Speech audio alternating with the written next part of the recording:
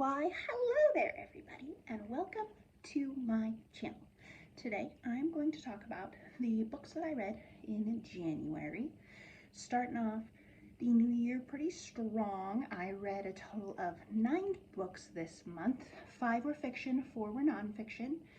My average ranking for these books was about 3.33 stars, so kind of on the lower end, although when I was looking at this for making this video, a lot of them did have 4 stars.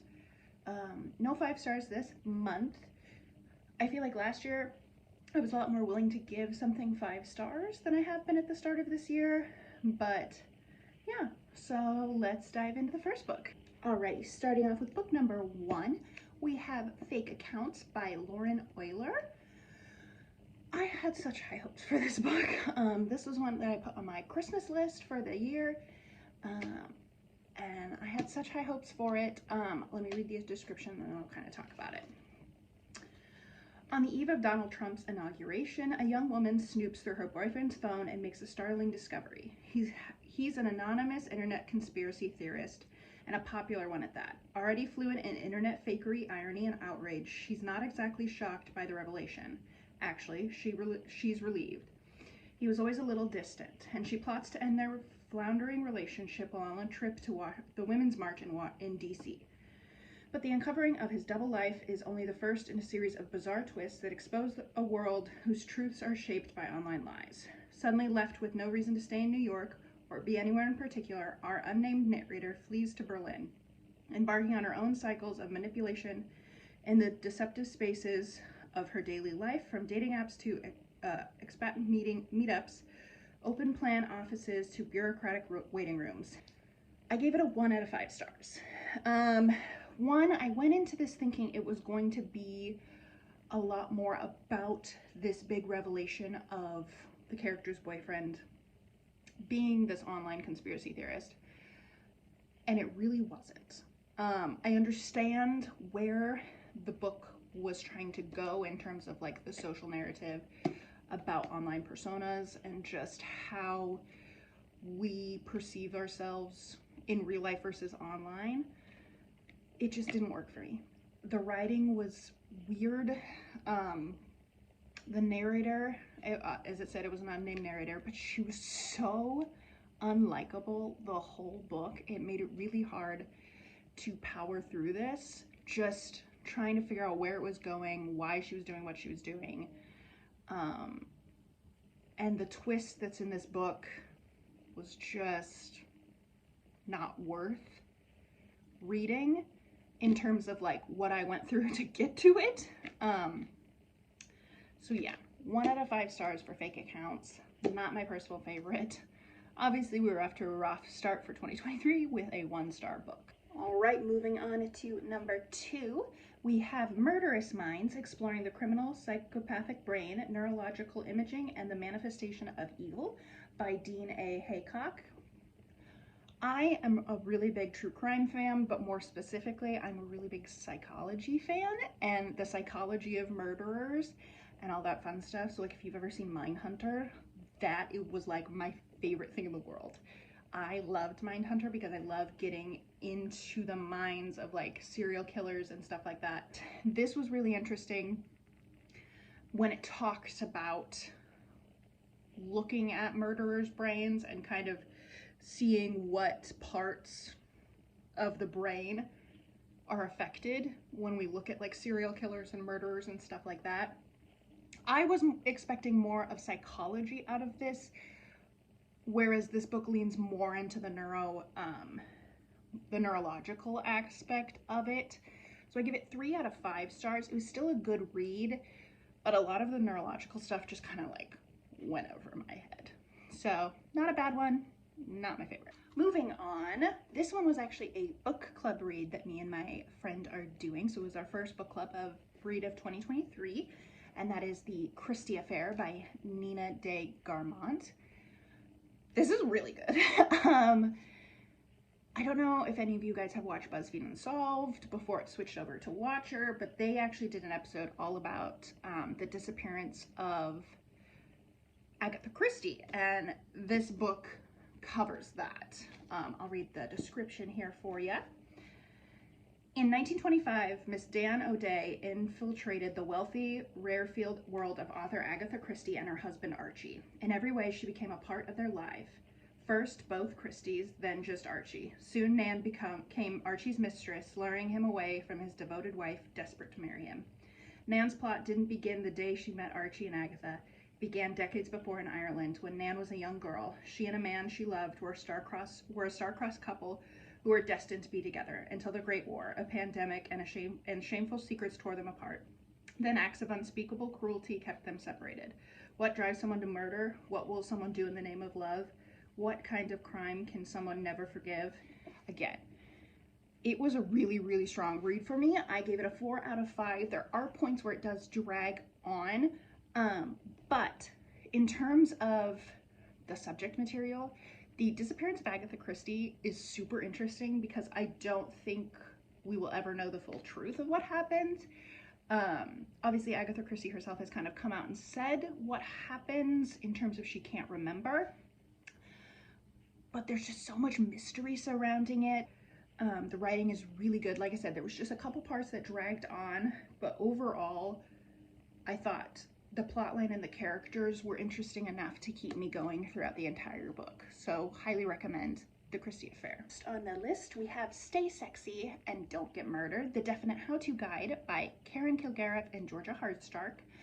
I am a murderino. I love listening to the My Favorite Murder podcast.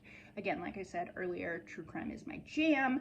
And this one was actually super interesting in terms of how they broke up the book, because obviously it is broken up into their little rules of what they talk on the podcast in terms of different rules they talk about of how to stay safe, like not to worry about people's perception of you, always put yourself first in situations, stuff like that. And the way they broke up the chapters and each talked about different aspects of their life that then related to one of those rules was super interesting. I gave it a 4 out of 5 stars. I love both of them. It was very well written, it was very funny, and it did include some true crime aspects, but that wasn't the main pull of the book. The main pull of the book was learning more about these two. All right, moving on to what was my favorite book of January, and that is Rules of Civility by Amor Towles. This book is so interesting, and the characters in this are really wonderfully written, and I will read the back for you. On the last night of 1937, 25-year-old Katie Contant is in the second-rate Greenwich Village jazz bar when Tinker Gray, a handsome banker, happens to sit at the neighboring table. This chance encounter and its startling consequences propel her on a year-long journey towards the upper echelons of New York society, where she will have little to rely upon other than bracing wit and her own brand of cool charm. It's very well written. The only reason that I did not give this a 5 out of 5, and this is kind of the trigger warning I have for the book, I understand that the book is set in 1937. The language and derogatory terms that the author uses during this time period, to me, did not fit. It didn't have anything to do with the plot. There was no real need for it. And it honestly, like I said, I would have given it 5 out of 5 stars if it wasn't for that reason. It felt so out of place and so unnecessary for the story. You could easily have cut out the derogatory terms and slurs that he used, and it would not have affected the story at all. There was no need to use it to set your time period. It did a wonderful job of doing that without those slurs. But apart from that, like I said, wonderful read, my favorite of January. Moving forward, we have got The Marriage Portrait by Maggie O'Farrell. BookTube loves Maggie O'Farrell, and this is the first Maggie O'Farrell I have read, so I'm not going to use this as my basis for her writing. One, her writing is stunning. It is probably the most beautifully written book I have ever read in my entire life. Her descriptions, the dialogue, all of it was just beautiful. but good God, was it boring. Like, I get what she was going for. And yes, the concept I think is very interesting, and the fact that we are taking these characters, or like this, the portrait, we're taking her and running with a storyline that we don't know, and it's a very interesting way to look at history and to like do historical fiction. One, this book is not thin. I mean, it's not huge by any means, but it was so boring. This is not a spoiler because it's the very first page of the book, but it talks about how, it's the historical note, she died a year after marrying Alfonso, and it is questionable as to whether it was natural causes. So you go into the book knowing that she's going to die, which for me, I struggle then to get attached to the main character because I know she's gonna die. And I get that it was history and I could Google it and find that out. But for me, it was just a struggle to get through the book knowing she died and knowing there was no way she could like fix the outcome, essentially.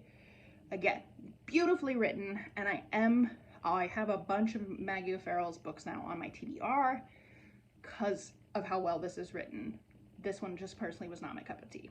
Oh, and I do want to mention, before I move on to the next book, always make sure you're looking at books for trigger warnings. This one, it's not super heavy in the subject material in terms of trigger warnings, but there are some, so please, before you read it, do read the trigger warnings. Next on my list is Three Women by Lisa Taddeo. Major trigger warnings for this book before you read it, but it was so fascinating and I really enjoyed it. I gave it 4 out of 5 stars. It's about 3 different women and their relationship with sex, specifically. And one of the stories I spent hours researching because it is a true story.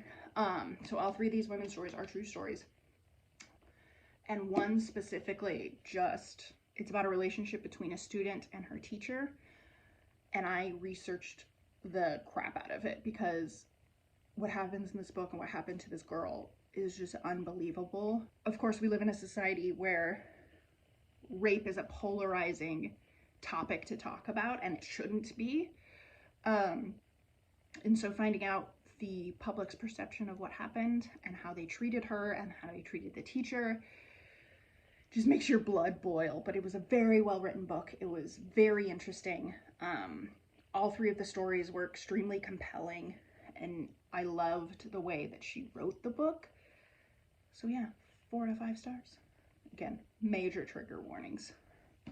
Alrighty, the last of the 2 books that I have on my list is Killers of the Flower Moon, the Osage Murders and the Birth of the FBI. This is a true crime book. I had totally forgotten until halfway reading this book that this is going to be a Martin Scorsese movie with Leonardo DiCaprio.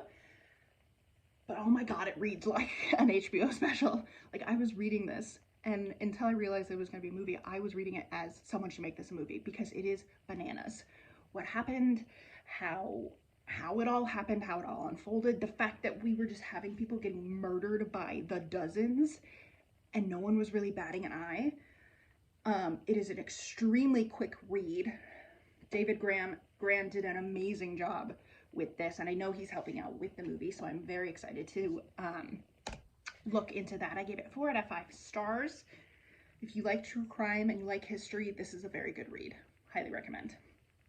Alrighty, the last book that I read in January is 2 Nights in Lisbon by Chris Pavani. We started the month off with a rough book and we ended the month off with a rough book. I got this as a gift. It is a suspense thriller, which I usually enjoy. This one though, the main character, who is a woman, is written in such a way that I feel like, personally, as a woman, I would not handle the situation the way that she did, and the fact that it is written by a man bothered me a little bit because there are certain things that happen, and the major trigger warning for this book, there's a very dark scene in there, and the fact that it was written by a man with the descriptions that it was written bothers me a lot. And the twists just I saw coming so early on, and it's like, it was fine. It was a very quick read, and it's written okay. But there are like 7 different perspectives going on at all times during the book. Like, you could, like, between chapter 1 and 2, you found out 7 different people's perspectives, and it just became so difficult to follow that I was skimming some people's perspectives, if I'm being honest. The main girl, which I will read the description here for you. Ariel Price wakes up in Lisbon alone. Her husband is gone, no warning, no note, no answering his phone. Something is wrong. She starts with the hotel security, then the police, then the American embassy. Each time confronting questions she can't fully answer. What exactly is John doing in Lisbon? Why would he drag her along on his business trip? Who would want to harm him? And why does Ariel know so little about her new and much younger husband? The clock is ticking. Ariel is increasingly frustrated and desperate, running out of time, and the one person in the world who can help is the person she least wants to ask. Ariel's perspective was really the only one I cared about. And the fact that we got 6 other people's perspectives going on top of that, there were times where I was skimming over the other perspectives to get back to Ariel's. And it was just frustrating. Again, I think had the subject matter of the book not been the main part, or like the thing that happens that is the main problem of the book, had not happened, or at least had not been described in such detail, I don't think it would have rubbed me as wrong as it did. And again, it's one of those things, I don't know if you've ever seen that interview with Reese Witherspoon, where she talks about how women characters tend to be, they are in a scenario and they always turn to the man and they say, well, what do we do now? And I agree with her, a woman would never do that.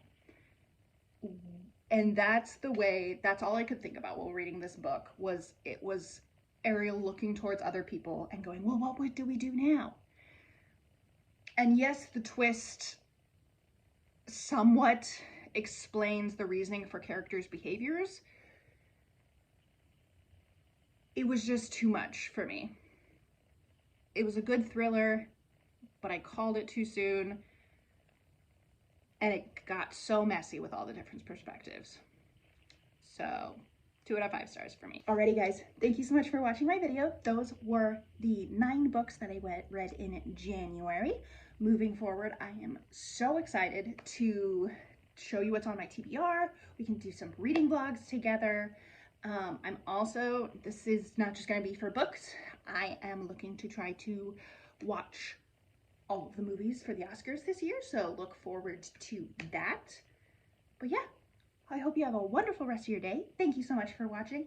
If you feel up to it, let's comment down in the description below. Ooh, what would be a good, let's do a flower for Killers of the Flower Moon. Comment down below the flower emoji. Give this video a like and a subscribe if you like what you see. Thank you so much, guys. Bye-bye.